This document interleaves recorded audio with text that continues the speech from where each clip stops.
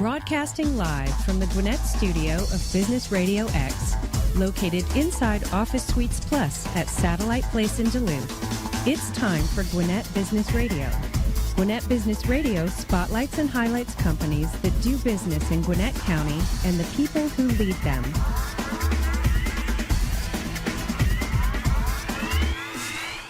And hello again, everybody. Mike Salmon with you on Gwinnett Business Radio alongside my co-host, Stephen Julian. Stephen, do you have a joke or a quip or something to start us off with since you are the resident comedian? I will tell you my 6-year-old's favorite joke of the day. You ready? Yep.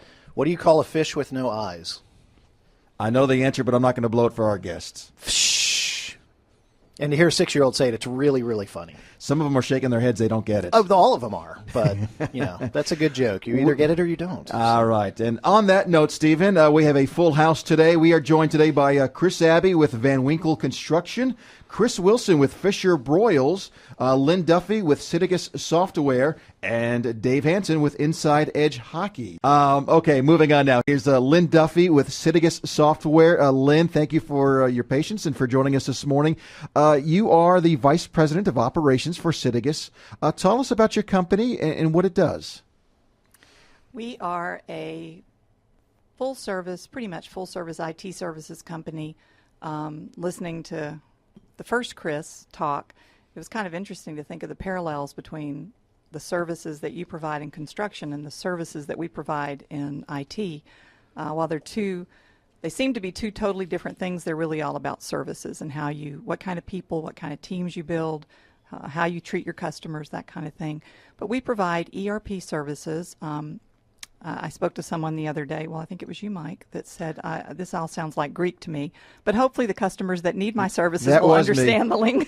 Let me remind you, Linda, dumb things down on this program just for me. Stephen might understand. But no, I'm with you, Mike. Go ahead. Please dumb things down, okay. So basically ERP services are software, are those packages that do all of what mainly mid to large size companies need for back office. They do your accounting, they do your HR, they do your manufacturing, your inventory control, those kinds of things. And the software packages that we support are companies like Oracle, PeopleSoft, SAP. We also do a lot of business intelligence services. Business intelligence, surely you get that, Mike. It means you want to be intelligent about your business. She's giving way too much credit. Wow, that was such an easy one I was going to knock out of the park, but please go on. Yeah. It's about your data. It's about helping you become more knowledgeable about your competition so that you can know how not only to survive in today's world, but how to project out to your future of where you need to be in terms of competing with the people that do services similar to yours or sell products similar to yours. And there are a lot of different software packages that support business analytics, business intelligence, and we're very blessed to have the resources that can do all of those particular services. In addition to that, a lot of our customers have come to us over the years and said, we need you to create this piece of software for us. We don't really care what you develop it in, Java, .NET, those are common technologies today. Can you do that for us? And yes, we do that for them. If we can acquire the types of talent that we need to provide the service, then we will provide it. Another area that we excel in our offshore lab in India, and I'll talk a little bit more about that in a minute, is database management. We support both Oracle and SQL Server database environments, and we've got great, well-certified teams that handle those for our customers, our large customers from offshore, and it works quite well. It's a cost-effective solution as well. Explain and talk to us about some of the types of clients that you actually work with. We have a fairly wide variety of clientele. And initially, we focused on specific industries, but obviously, as a small startup company, when someone knocked on our door and said, we'd like to talk, we didn't shut the door. So we are quite diversified. We've got healthcare clients, we have communications clients, a very large cable client that you would know. We have supported city governments.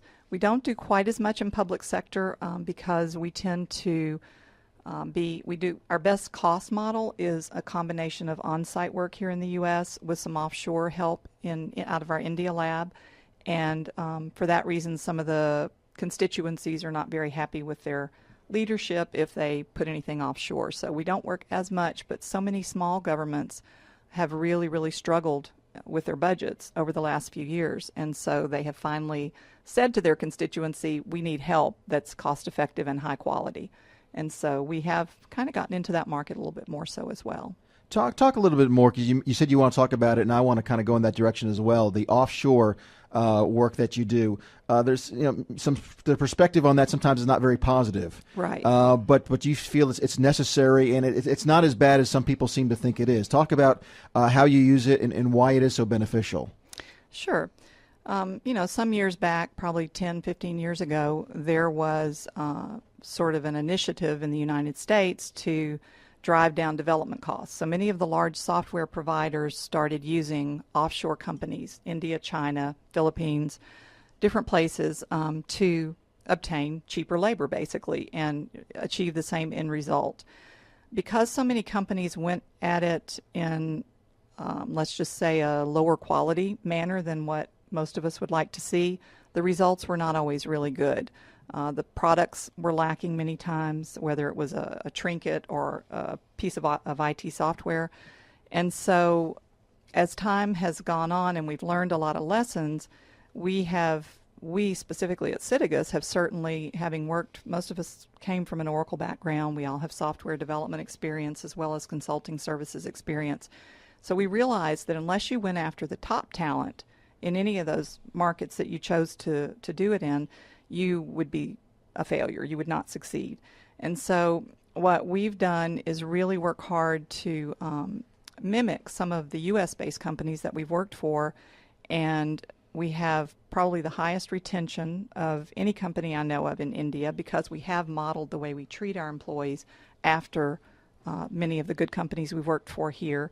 We have excellent leadership in India that all spent time working for corporations here in the U.S. and went back to India to manage this lab for us, and they only attract the best talent.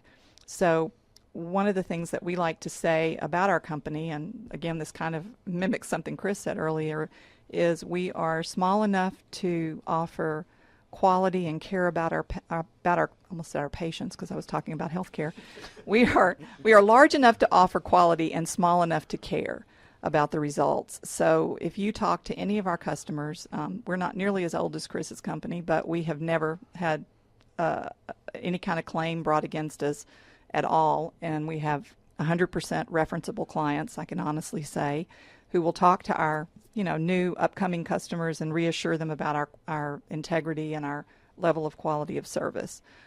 So I guess that's what sets us apart. That's wonderful. So, Lynn, I have a confession to start this question off with. When someone says IT, my eyes glaze over, because it's just this large, huge universe of no things. Reality show? Well, man, I like it. Okay, we can talk about that later. Ranks up there with transactional lawyers. Yeah, I need at least more than one pitch. So when it comes to IT, it's sometimes, to some business owners, it might be a large thing that they definitely say, hey, if it ain't broke, don't fix it. So hey, I don't hear of any major problems, so let's just keep going the way we're going. It sounds like you guys definitely handle the service, but you also handle some creation, you also handle some outsourcing, and just kind of bring the whole package together to help a business owner. If I'm a business owner, what should I be looking at in my IT that could be improved by talking to someone like you? Well, first of all, some of it is driven by the current software vendors.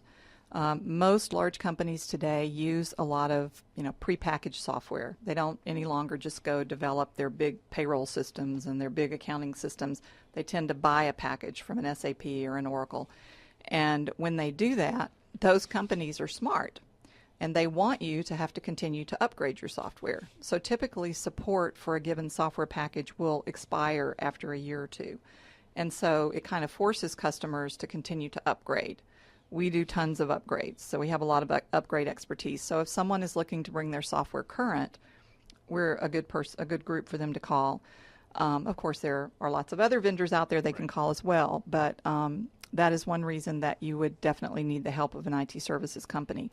In this last few years in this current economy, what I've seen is that a lot of customers have put off doing upgrades as long as they could. So many of them are far behind right now.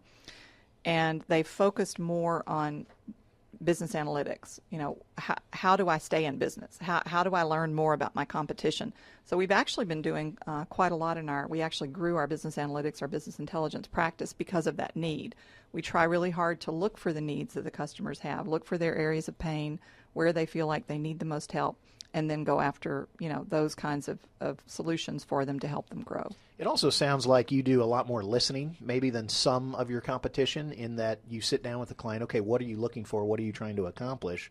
And then help them accomplish that, rather than just come in and go, we're here to upgrade, boom, plug it in, see you later. Do you find a little bit more consultative to your practice? Absolutely. Good point, and I thank you for it. We are very much about relationships.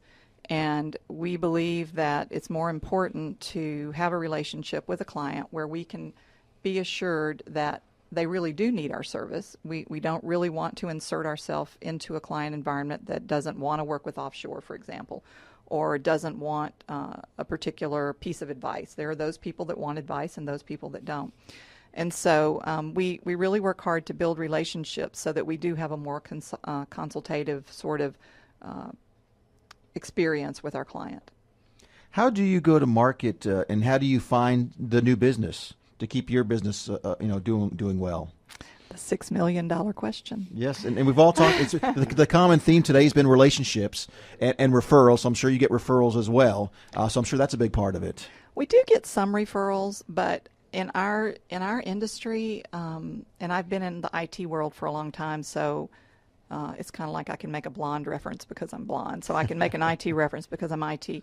IT people tend to not get out a lot, and so it's not like they're going to. I mean, they go out and they socialize, but it's not like they're going to be at a social event and they're going to all of a sudden a conversation is going to come up about IT services. Do you need some IT services? I can see it coming up more about legal advice, things like that. But so it's not that our customers don't want to give us references. It's just I think it just doesn't come up a lot. Now, and I said the wrong word, referrals.